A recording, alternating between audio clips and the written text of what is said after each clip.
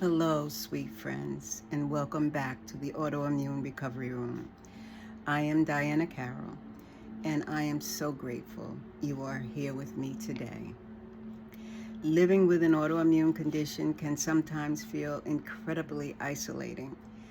You may feel like no one understands your pain, your fatigue, or the invisible battles you fight every day.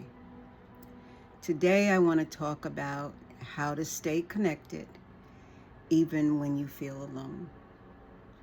However, before we get started, as always, I must remind you that this video is for informational purposes only and is not a substitute for medical advice, diagnosis, treatment, or pharmaceutical guidance. Always consult your healthcare provider for any health concerns you may have. So let's just get right into it. Number one, naming the loneliness. First, let's acknowledge it. Chronic illness can be lonely, extremely lonely. Friends may drift away, family might not fully get it, and social situations can feel exhausting at best. But loneliness does not mean you are forgotten. It means you are longing for connection, and longing that is both human and healthy. Number two, reaching out in small ways. Connection does not always mean long conversations or crowded events. Sometimes it is sending a text that says, thinking of you. Sometimes it is leaving a voice memo instead of typing when you're tired. Sometimes it is joining an online community where people truly understand what you're going through. Little touch points keep you tethered to others, which is why the Autoimmune Recovery Room was birthed. Number three, building your support circle. You do not need a huge circle. You just need a few safe people. These are the ones you can call when you are flaring, when you are discouraged, or when you just need a listening ear. Think of them as your healing allies. And if you do not have that circle yet, start by seeking spaces like support groups, coaching communities, or online forums where autoimmune warriors gather, such as this one. I am extremely blessed. I have those connections and expressions of love. I have check-ins. They check in on me. I am just truly blessed. I mean, the gifts, the snacks, you name it, it's there. Food that's prepared for me. I am truly blessed. And if that is not something that you have, I would suggest that you start it. Okay, just you initiate it. Okay. Number four, connecting beyond people.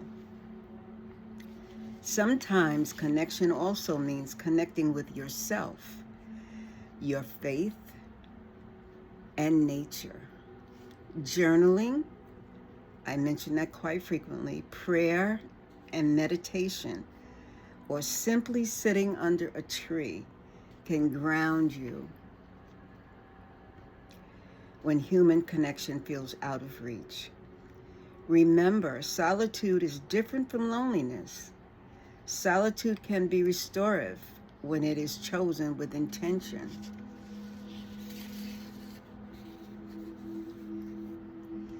Number five, speaking up about your needs. It is okay to say, I cannot do that right now, but I would love it if we could connect this way instead. Teaching others how to support you builds stronger relationships. Sometimes people do not understand not because they do not care, but because they do not know how. Now, for me, I'll be transparent. Because of old woundings and disappointments, asking for help has been very, very difficult for me. Claiming that I am just very independent, that's my excuse. However, the truth is, I was guarding myself from disappointments. I am getting better at it, however. It still remains a challenge. So for others, you warriors, you might have the same challenge. Please learn how to ask. Because not only are you denying others the opportunity to express their love for you, you are missing out on that much needed expressions of love. Number 6, please, sound like my great-grandbaby now, please, remembering you are not alone. Every day there are millions of others walking with autoimmune path. Walking that path and feeling so alone. You're not the only one that feels so alone. You may not see them in your daily life, but they are out there. And here in this community, you are seen. You are valued and understood. So in closing, my dear warriors, feeling alone does not mean you are alone. Connection is always possible. Sometimes in small, unexpected ways. You belong. You matter. And you are never walking this healing journey by yourself. I want to thank you so much for spending this time with me today. If this episode spoke to your heart, consider sharing it with someone who may also be feeling isolated. And please remember, my door here at the Autoimmune Recovery Room is always, always open to you. So until next time, next week, stay connected, stay encouraged, and never forget that you are not alone. And as always, I send you blessings and much love. God bless you as we walk through this journey together. And remember that though your wings may be bruised, it doesn't mean you can't still fly. God bless you. See you next week.